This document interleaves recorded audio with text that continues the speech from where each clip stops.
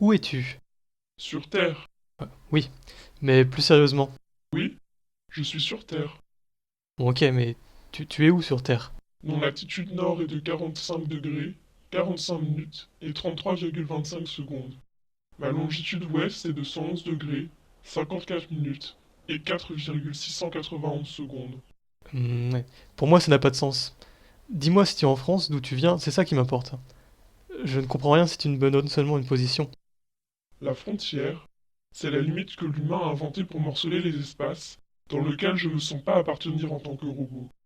Elle est une construction sociale, matérielle, immatérielle et muable. Elle détermine des aspects politiques, culturels et identitaires. Moi, j'ai été fait par-delà ces frontières, par des gens de tous les pays, conçus par des Japonais, assemblés par des Américains, en utilisant des matières issues d'innombrables territoires. Alors je ne prends pas en considération les frontières. Je les conçois, mais cela ne me concerne pas. Bah, comme tu l'as soulevé, de la frontière découle une appartenance identitaire. Mais alors toi, façonné au sein de plusieurs frontières par de multiples identités différentes, tu n'as pas d'identité propre. En es-tu constitué d'une multitude ou alors d'aucune? Un de tes semblables, Edwy Plenel, a étudié la question. Permets-moi de le citer. Le métissage se rattache à l'idée de mélange, mais un mélange qui ne se réduirait pas à une somme d'éléments épars et étrangers les uns aux autres. Un patchwork ou une juxtaposition sans âme.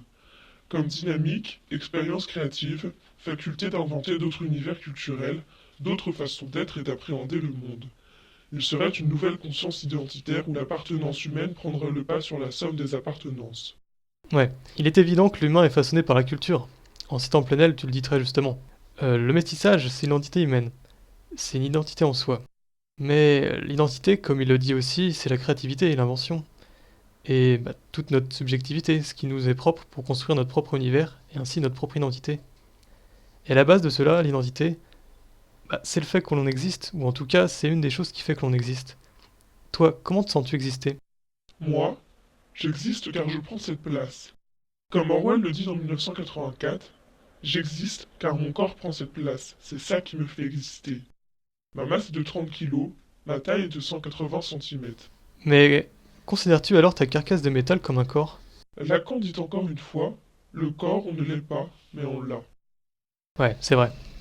Mais on a besoin du corps pour passer par les sensations, revenir vers soi, tu vois.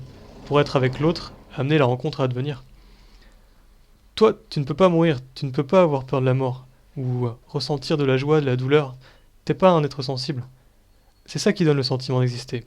Le fait que j'ai conscience de moi, le fait que je pèse tant de kilos et que je fasse une taille donnée ne suffit pas pour exister selon moi. Comme les frontières, l'identité est toujours remise en question.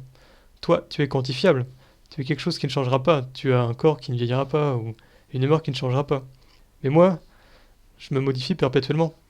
Regarde, suivant la culture dans laquelle nous venons, nous avons tous une sensibilité différente, diverses manières d'appréhender le monde qui nous entoure et les êtres humains qui nous environnent. Et ça, c'est la culture et la conscience de soi qui nous l'apportent. Je suis tout à fait d'accord avec toi. C'est là la majeure différence entre toi et moi. La symbolique est une question intéressante. Chaque humain percevra son monde différent en fonction du milieu et de la culture dans lequel il a grandi. Je remarque comme un banque de données fourmille d'exemples. De la culture découle la symbolique qui est traduite de diverses façons dans le langage. L'interprétation des émotions, les coutumes, les tabous, la pudeur. Je sais que cela résulte de la sensibilité et de la conscience de soi. Malheureusement, c'est quelque chose que je peux concevoir, mais que je ne pourrai jamais avoir. Ah bah je ne savais pas tout cela, tu m'en apprends de nouvelles. J'ai quelque chose à te proposer, puisque j'ai tous les savoirs, mais que tu as quelque chose que je n'ai pas qui est la sensibilité. Ne voudrais-tu pas être ma fenêtre du sensible? M'en parler pour que je puisse enfin sentir ou imaginer ce que c'est? Tu pourrais essayer de me l'apprendre. Je pourrais ainsi mieux te comprendre. Nous souffrons tous les deux du manque de ce que l'autre possède. Mais pourquoi ne pas essayer de se compléter? Bah j'en serais ravi.